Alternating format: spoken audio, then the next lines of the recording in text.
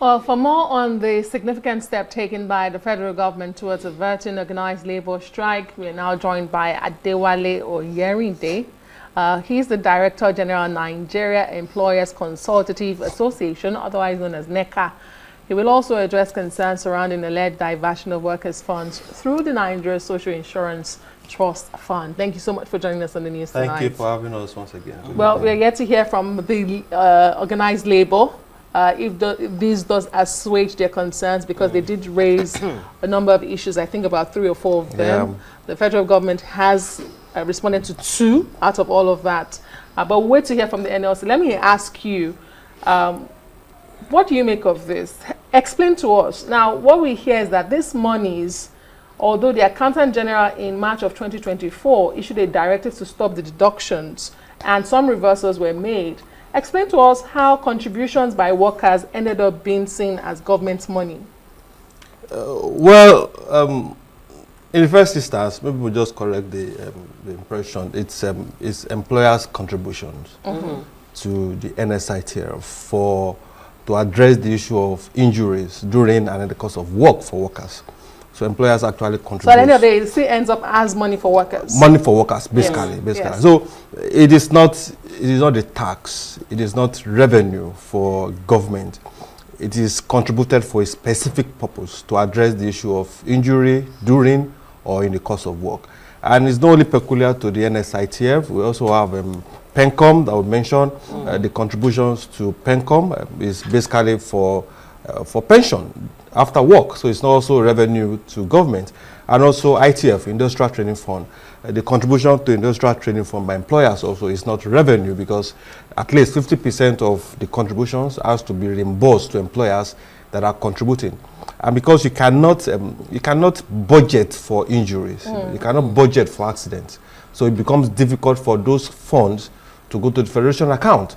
Because once it goes there, then the process of addressing those immediate needs becomes very difficult. And that is the concern that Labour raised. That's the concern that we had raised long ago, the concern about the 50% deductions, the concern about the concern of PECOM board. I think we had raised those issues because they are fundamental governance issues. And if we are talking about corporate governance, especially on some bodies like PECOM, NSITF, they have very strong social partner context, or what we call tripartite context. I think the worst that could have happened is those deductions continuing. We addressed the issue, but I think Labour have his way of creating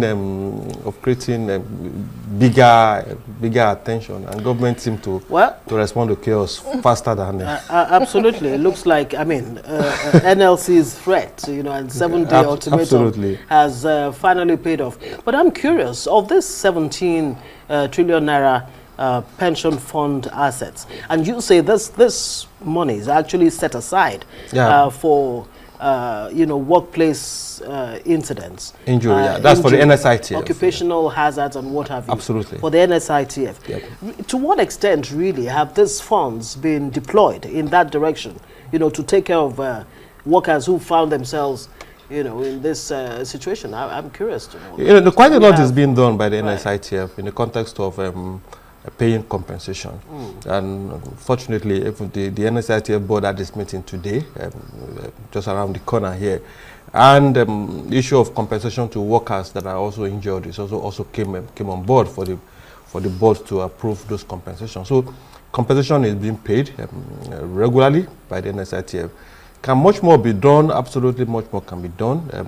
As the fund performed within the context of its limitation, yes, it has performed within the context of its limitation, but there's always room for improvement.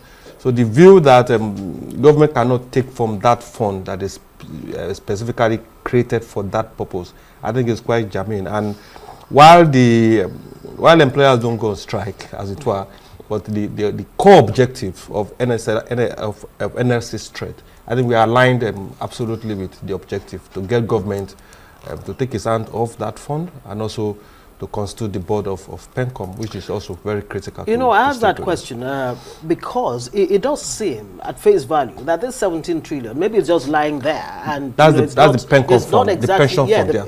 It's not exactly being put to use. And that is why government thinks, okay, since we're, in such serious revenue drive, we might as well take advantage of this and, help fix the economy.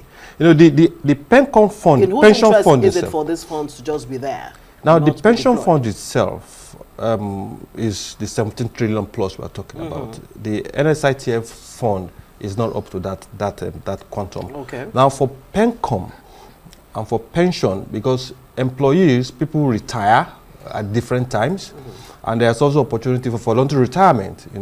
And once you retire, you have the opportunity of getting your regular payment, either through program withdrawal, either that's the monthly collection, or through annuity. So that fund also have to stay. Now, the threats or the risk we have faced in recent times is government, the attraction of 17 trillion, and the need for infrastructural development. There's a conversation, okay, let government borrow from the fund for infrastructural development. But the issue of trust always comes into play, that if you borrow from here, what is the guarantee that those that owns it, when they need it, they will actually have access to it? That is the core of the issue and the resistance from all stakeholders, both employers and workers, on government dipping its hand, whether borrowing from the pension fund or not. That's basically the core of the resistance. But you cannot take a unilateral action as government, because the core stakeholders in the pension industry is basically the employers and the workers, because those are the two contributing. And also in other social schemes, the NSITF also, the employer is the major contributor, while the workers are the core beneficiaries. So that established our interest in both corporate governance and both the application of those funds. Yeah, you talk about corporate governance and trust, but you also raise a question about transparency in workers' social protection funds and how they are being managed. Whether it's PECOM or NSITF, we now see that there might be some questionable actions as to how those monies are being used. So beyond this particular time or period that the government has now responded, what are some of the reforms you, as an employer organization or body, would like to see? What sort of reforms would ensure transparency, accountability, good governance, and trust in those workers' funds, to say, as a worker, I can trust that my contributions are there, and your contribution as my employer is there?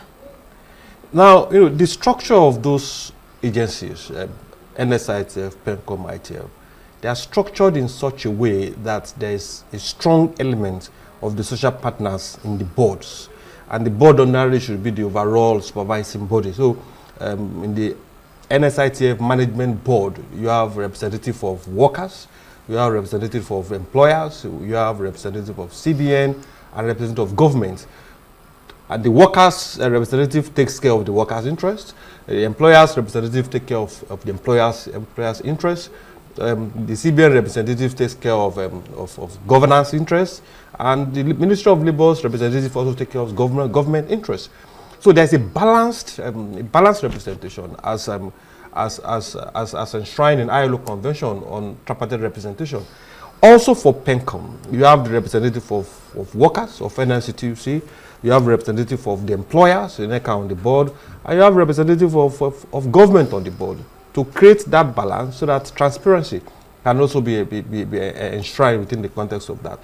Once you apply with goodwill, you respect the act, and you work towards fulfilling the objective of that fund itself, leveraging the provisions of the act, then transparency to a large extent will be guaranteed. Because if discussion will be held at the board level, so if figures are not adding up at the board level, then you have the option of escalating. So, but once the board is not constituted, you give or you leave the management of those structures to a government-appointed MD or government-appointed Director General and a government-appointed chairman, who is not liable to respond to the call of the key stakeholders, because it's just the sole administrators, so to say. And those are the contexts of transparency that I think Labour has spoken about. Constitute the board, it's in the act that the board must be in existence. Yeah, so there's no reason. Board. Absolutely. There's no reason why the board should not be constituted immediately one is dissolved. The other issues too that the NLC raised, you know, that there are moves by the government to amend the NSITF Act in a way that would disenfranchise workers and give government full control of the funds. I'd like you to address that on the one hand. Now that there's a board in place, what are your expectations? What do you think this board really should do to engender this trust that you talk about and good governance? Well, Mr. Agbaje is a well-renowned banker, an economist also, and we believe he's coming on board. We add value to the conversation and the safety of the pension funds. After his appointment, I think the next thing is for the institutional representatives in the board, because there's no individual representatives. All board members represent one institution or the other. I think we have the Security and Exchange Commission representative in the board. We have NECA representative, NSC representative. Once that is established, I think the direction for the board will be set. Now, for the issue of the NSITF Act being amended, you know, all the agencies in the Ministry of Labour, in that ecosystem, they are quite peculiar because they are founded on the principle of tripartism, drawing from the ILO conventions, many ILO conventions on tripartism, on social dialogue that Nigeria have ratified. And those conditions are the presuppose that for any law in that ecosystem, and particular about that ecosystem, labour and industrial ecosystem, that before you amend any law, those processes must be initiated and driven by the tripartite, by the employers, by the workers, and by the government, led by the Ministry of Labour. And that process, that principle, was also used when we amended the Nigerian labour law that is still probably with the Ministry of Justice. So the tripartite drives that process, you know, not an individual person driving that process, not another institution. It is the tripartite that drives that process. And because Nigeria have ratified those conventions that specify this, that give this guidance, the simple expectation by social partners is that we respect that.